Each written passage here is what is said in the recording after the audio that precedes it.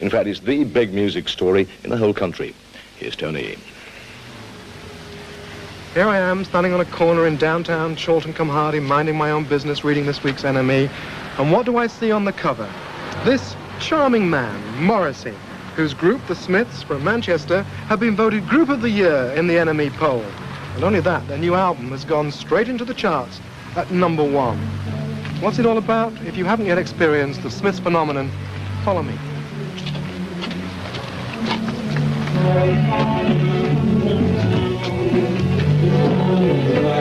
The Smiths in rehearsal for their tour, which begins next week. And the man at the microphone, well, I used to know him as Stephen, but now they call him Morrissey.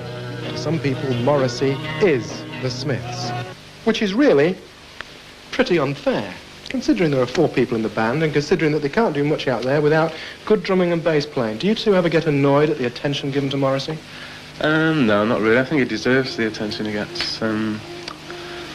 Oh, come on. There must be a little, sometimes when you think it's all Steve Morrissey up there. Well, do you never feel Well, we know that we're appreciated, so I mean, obviously, if we don't do interviews and we're not on the TV, like every hour like Morrissey is, then we're not going to be asked anything, so I mean, that's fine. I mean, we're happy where we are in the background. Yeah, our time will come. There have been accusations, particularly from me, that you're a northern group who were traitors because you moved to London. Well, at the time we had to move to London just so we could keep an eye on the record company at the time, but now everything's turning over nicely. And we had a lot of concerts down there. You've moved back, haven't you? Yes, we have, yeah. It's good to know it, and about time too, as well. We're glad as well. If the Morrissey cult has any real threat, then it's from the guitar cult, which is increasingly growing around the young man who writes the Smiths' tunes. His name, Johnny Marr. I'd say my style is influenced by basically American and English folk guitar.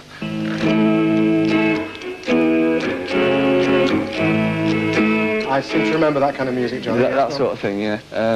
Well, basically because there's a lot of space to fill with Smith stuff, especially live. I just take it and sort of try a little bit more aggressively and go...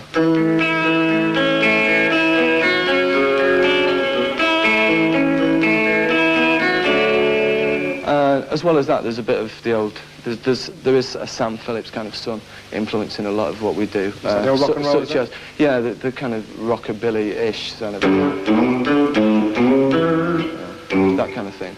Those are the influences which have made the guitar fashionable again, Johnny, but I bet you can't tell me where the melodies come from. The answer is, I don't know, really. That's what Mozart used to say, you know. Good old Mozart. Hip guy.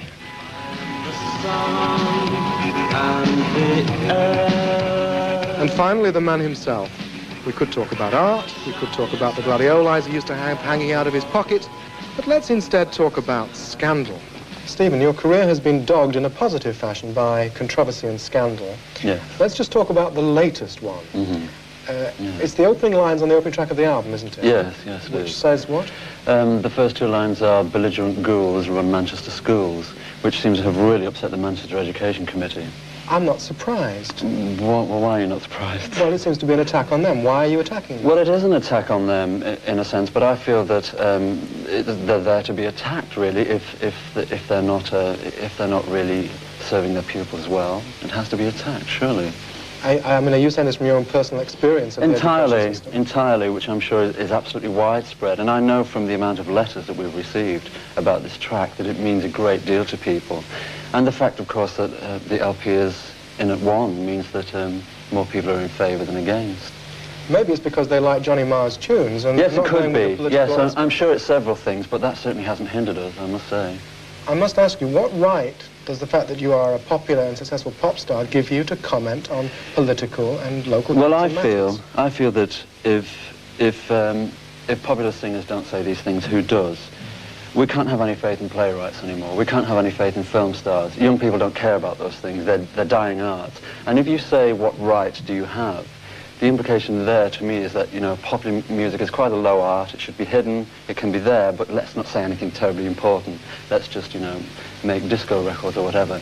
So I really feel that we do have an obligation, and I know that people respect it and they want it, and it's working to great effect.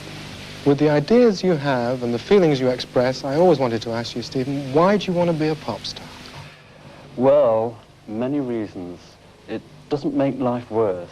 That's all that I can say. It's quite interesting. You should try it one day.